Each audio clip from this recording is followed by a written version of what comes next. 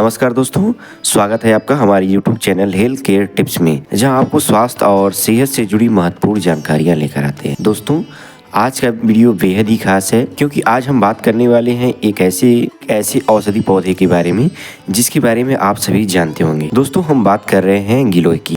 आपने गिलोय के बारे में अनेक बातें सुनी होंगी और शायद गिलोय के कुछ फायदों के बारे में भी आप जानते होंगे, लेकिन इस बात की गारंटी है कि आपको गिलोय के बारे में इतनी जानकारी नहीं होगी जितने की आज हम आपको बताने जा रहे हैं। दोस्तों, गिलोय के बारे में आयुर्वेद में बहुत सारी फायदेमंद बातें बताई गई हैं। आयुर्वेद में इसी रसायन माना गया है जो स्वास्थ्य के लिए एक अच्छा औषधि के रूप में काम करता है। दोस्तों, गिलोय स्वाद में कसैले, कड़वे और तीखे होते हैं। इसका उपयोग खासकर कफ, पित्त और वात को ठीक करने में किया जाता है। यह पचने में आसान होता है और यह भूख को बढ़ाने में मदद करता है। साथ ही साथ यह हमारी आंखों के लिए भी लाभकारी होता है। यदि आप गिलोय का इस्तेमाल करते हैं तो आपको प्यास, जलन, डायबिटीज, कुष्ठ रोग, पीलिया रोग इत्यादि रोग में भी ये लाभदायक होता है। इसके साथ ही दोस्तों, स्पर्म काउंट और मानसिक वृद्धि, साथ ही साथ बुखार, उल्टी, सूखी खांसी, हिचकी, बवासीर, टीबी और मूत्र रोग में भी इसका प्रयोग किया जाता है। दोस्तों,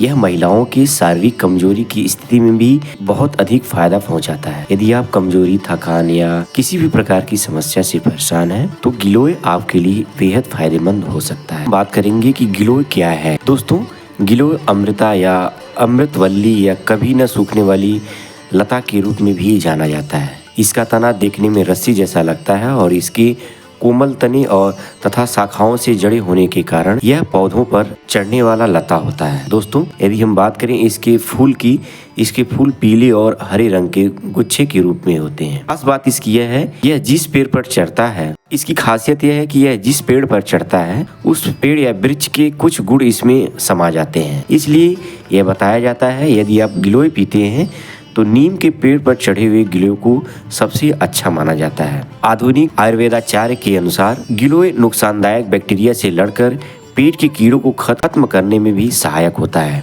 दोस्तों, टीबी रोग का कारण बनने वाले बैक्टीरिया की वृद्धि को रोकने में भी ये कारगर होता है। साथ ही साथ आंत और यूरिन सिस्टम के साथ साथ पूरे शरीर को प्रभावित करने वाली बैक्टीरिया को मारने में भी ये सहायक होता है। दोस्तों, अब हम बात करने जा रहे हैं गिलोय के कुछ महत्वपूर्ण फायदों के बारे में। दोस्तों, गिलोय आंखों के रोगों के इलाज में भी सहायक होता है। दोस्तों, इसके लिए आप 10 मिलीग्राम गिलोय के रस में 1 ग्राम शहद और सेंधा नमक मिलाकर के खूब अच्छी तरह से खरल में आप पी सकते हैं। इसे आंखों में काजल की तरह लगाएं। इससे अंधेरा छाना, चुभन, काला और सफेद मोतिया या बिंद जैसी बीमारियां ठीक हो जाती हैं। दोस्तों, गिलोय के रस में यदि आप चाहें तो त्रिफला मिला करके काढ़ा बनाएं और 10 से 20 मिलीग्राम काढ़े में 1 ग्राम पिपली चूड़ और शहद मिलाकर सुबह और शाम यदि आप सेवन करते हैं तो ये आपकी आंखों की रोशनी को बढ़ा सकता है। नंबर 2, गिलोय कब्ज के इलाज में भी सहायक होता है। दोस्तों, यदि आप कब्ज की समस्या से परेशान हैं